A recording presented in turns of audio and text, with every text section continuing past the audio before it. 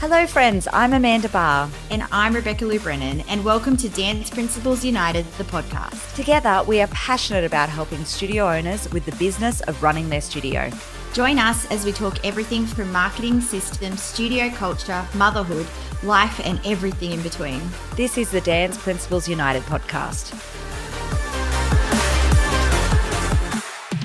Well, hello friends, it's Beck here from Dance Principles United. I hope you are all super amazing. I have the incredible Robyn Parras joining me in the studio today. She has an amazing dance studio called Prodigy, and she also owns the Dance Apprentice, which is assistant teacher training, which we're going to chat all about. But how are you, Robyn? I am so well, right in the thick of concert season. Oh my gosh. Probably my favourite time of the year, but the adrenaline keeps you going.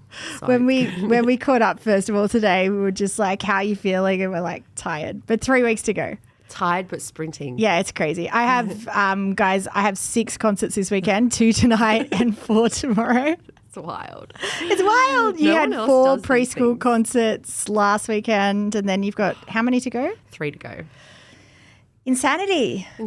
But I thought we would start today by talking about your journey, because we met just before COVID, did we? Just honestly, I feel like it was as COVID was just about to lock us down, we met. Yep. It was probably the best timing though. Yes, I agree. And it was, you had a very different studio then. We were just having a little giggle about it before. Do you want to tell everyone what your studio was before? Back in the day, my studio was Rock the Block. So I felt like that was kind of reasonable, rock the block. And then in 2018, I bought into another studio that was had Circus attached to it. Yep. So we moved into their building, and then I thought, hey, we're not just Rock the Block Dance, we're Rock the Block Dance and Circus. So it was a whole mouthful. And I swear I just remember looking at my back wall with the branding one day, and I was like, what am I doing? Why do I have every letter of the alphabet in my branding? And then I went home that night, and I just remember coming up with studio names, and I literally came up with Prodigy, Prodigy Performing Arts. And I went home and I registered it with ASIC straight away. Yeah. And it wasn't until a year later that I met you, and then I was like, I already know what I want to rebrand. What better time? Yes, I remember doing that rebranding with you. And it was so fun. You've been so smart with that rebranding as well, because everything you do now has the branding. The kids are wearing such cool items with all the branding on it. It's not just let's change the name of the dance studio and a couple of colours. It was it's a whole feel and what you wanted the studio to actually be like. Yeah, I think Prodigy for me represents what our values are. It represents what we deliver personally. The meaning behind Prodigy is a young person with exceptional abilities. And for me, that could be in any avenue, direction. Every child has exceptional abilities and capabilities. It depends on what area that they shine in. And that's what we do, whether that's in their confidence or their singing or their dancing or who they are as a person.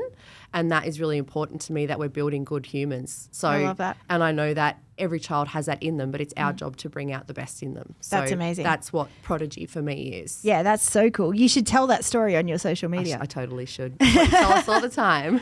Because that's a really cool story. And I feel like all of us out there have a reason behind why we do what we do, but we don't actually ever put it out into the world enough. You know what I mean? It's not just hey, I love dance teaching or I love teaching, let's open a studio. It's hang on, anytime I've, when you're mentally at breaking point in your studio owner life, and let's be honest, it happens multiple times.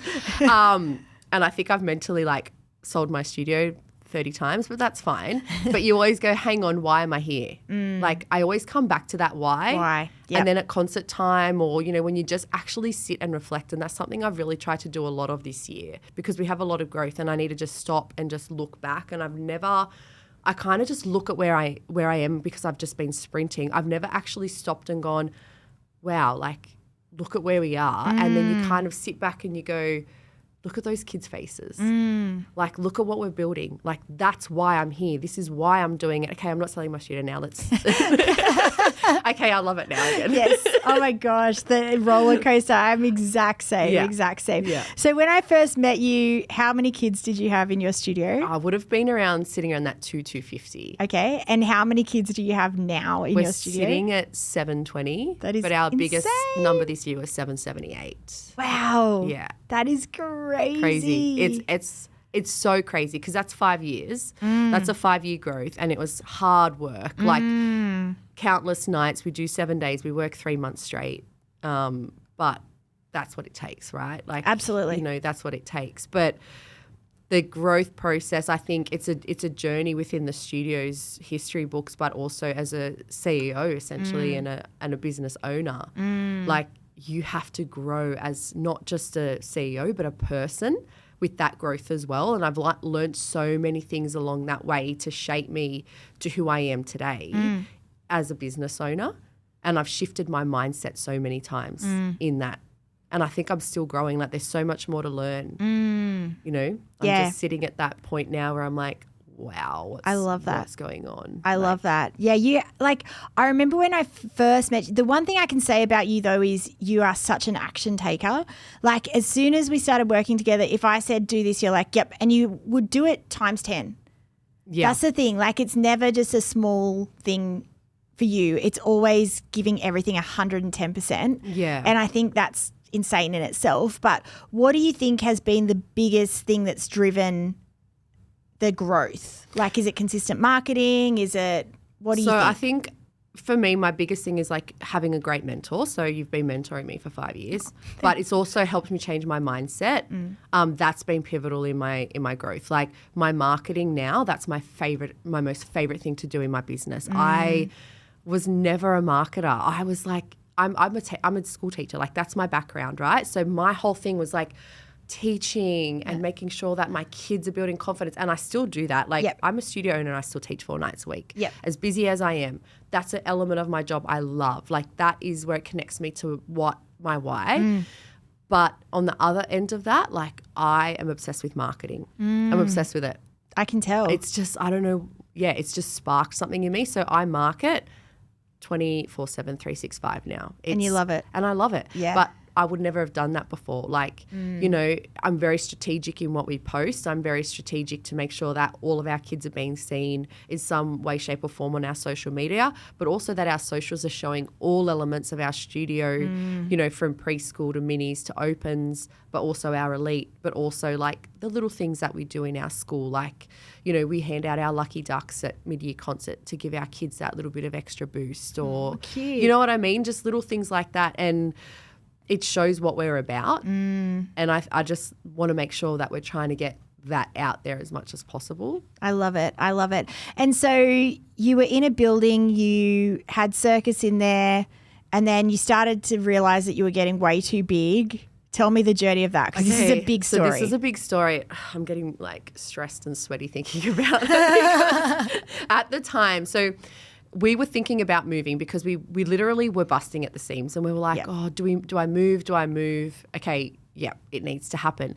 But coincidentally, at the same time, we got something like 5 weeks notice to move out because our building was for sale. So it kind of just all worked out, and then we got notice. And so the pressure was on. I was contacting every single real estate agent, and you know me, like, I don't do things in halves. Like, I'm saying, like, I would contact them at 9 a.m, and if I didn't hear from them by lunch, I was back on the phone. I'm like, what do you have? They're like, you literally just rang us. But it's just, I feel like the universe just worked for me that time. So basically, there was a bit of a situation because we have Ready Set Dance as well. So on our side of where we're located, we were kind of approved for that area of our area in Smeaton Grange. So I kind of needed to stay on that side. And the craziest thing was, across the road from our building, something came up double the size of what we had, right? But they still had 4 weeks left on their lease, and I had to be out in 5. So I was like, 1 week to build, absolutely not happening. I can't shut down. No. Like, this was a whole thing. So I said to the real estate agent, like, show me through it. I signed the paperwork that day because I just knew. I was like, this is the one. Like, it's across the road. It's street facing. Like, it had all the perks I wanted. And I said, when is he out? She goes, 4 weeks. I said, no, it's not going to work for me. They go, well, they do have somewhere else that they can go. Like they're already starting to move across. I go, right, what's it going to take me to get this guy out? And basically he had all this like scaffolding up. And she's like, if you can buy that scaffolding and get him out, like he'll move. I was like, done, sold. So I've got all this scaffolding. Do you really? What have you done with the scaffolding? Luckily, I gave it to my brother-in-law. I was like, hey, do you want some scaffolding? Come pick it up. So, like, I made him come and get that. Don't know what he's doing with it. Don't care. It's out of my studio now. Anyway, so the scaffolding went. I had 4 weeks, literally 4 weeks to build this studio. I had 2 builders come in. I opted with one, and I was like, right, you're starting on Tuesday. He's like, Robyn, it's Thursday. I said, do you want the job? You're starting Tuesday. So here we go. I literally put up 4 concrete walls into 5 studios in 4 weeks. Did an opening on the 19th of August. That is crazy. Yeah, it was just crazy. But it was one of the best times of my life building that studio. Really? Oh my God. I just feel like I was there every day at 7 o'clock. I think I left at 12, 1 o'clock every night, just getting everything done for a month straight. But it was actually my most favorite time in one of my studio owner journeys. I just loved it.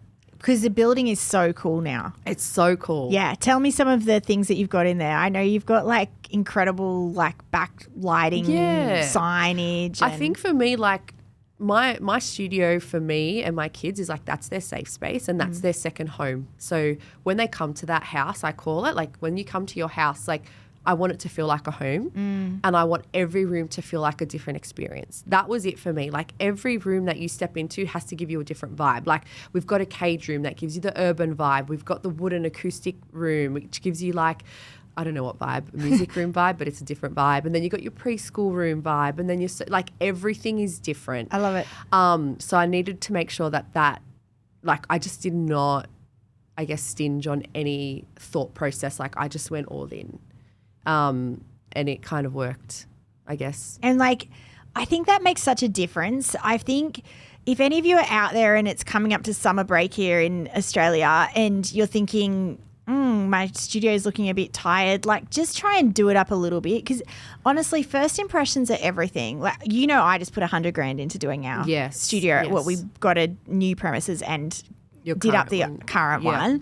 And the old premises just starting to look a bit tired, and I'd only done it up I did it up in COVID. You did the waiting room, which is, I feel like when you walk into your studio though, you're it's very welcoming. It's very open. You feel like you could like stay there.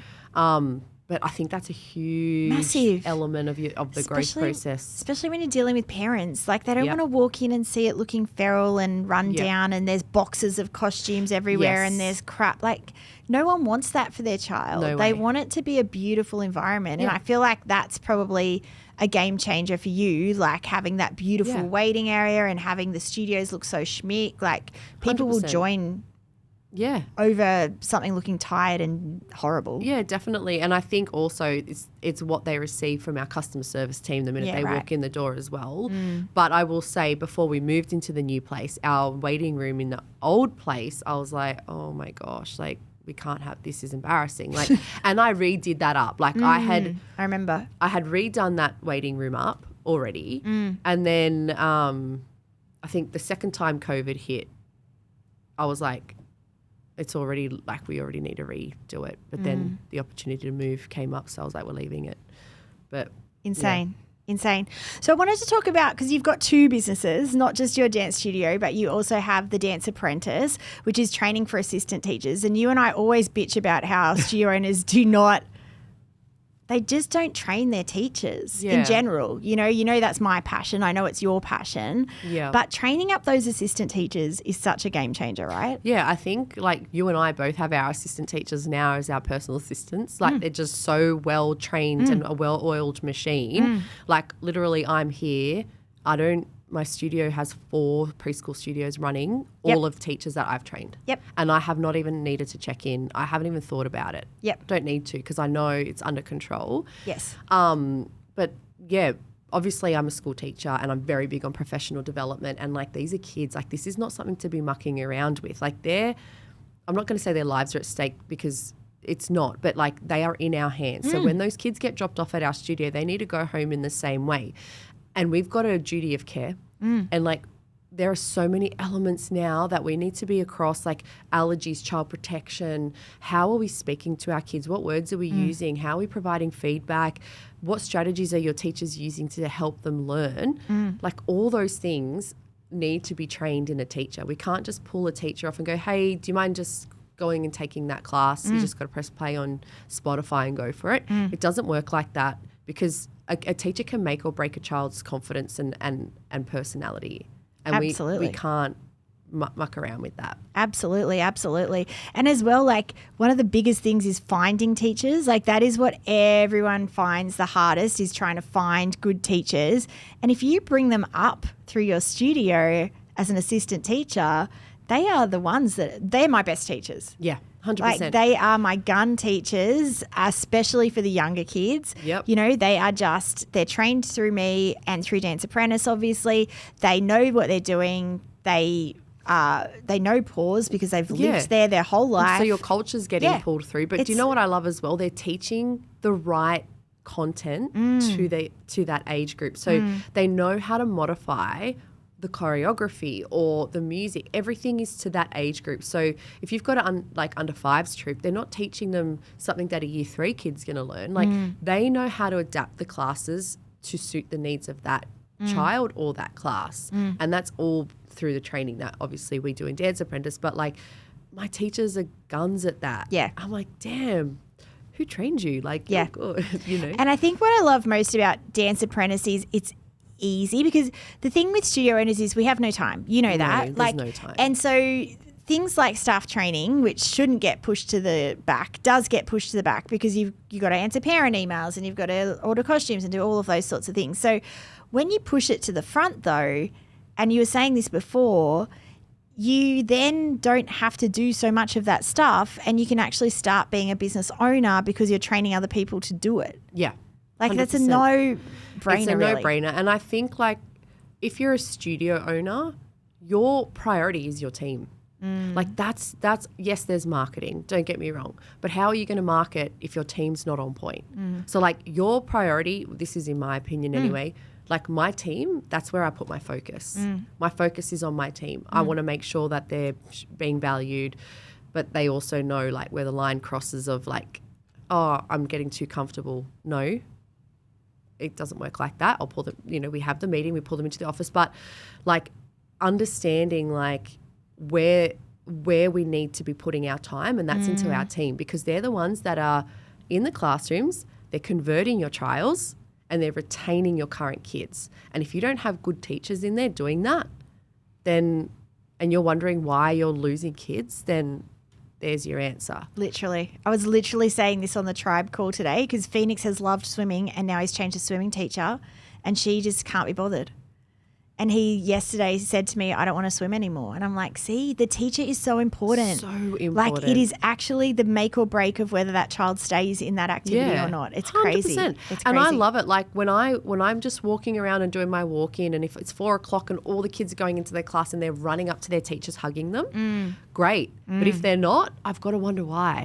Like, what are you doing in the classroom? Why are your numbers smaller than all of our other classes? Like, what are you not doing in the classroom that everyone else is doing to retain those numbers and make sure the kids are having a great time? Absolutely. And I know that with Dance Apprentice, it's easy because everything's online. Yes. And the kids answer the questions as they go. And you even have options where, as a studio owner, you don't even have to train them. You'll train them. Yeah, so I can come in and do the training as well. And that's a good thing. I think kind of like how the Dance Apprentice has evolved, and I feel like since COVID, like studio owners are busier. There's so much more because we're in a very high high service industry, so to speak. So we are on all the time. So our time is very limited.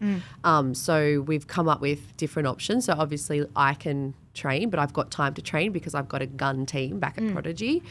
So I can train your team. But now this year we're just releasing like a certification where you can do our original model where you sit with your team, train them, they do the assignments, you mark it, or you can do the non-certified version, which is you can just basically put it up on a projector or a TV and use the content as professional development and teacher training, and they just take their own notes. But in the training, there's Q&As and just class discussions and things like that. That's really going to get the ball rolling with thought process with your team during the training anyway. So that will save some time.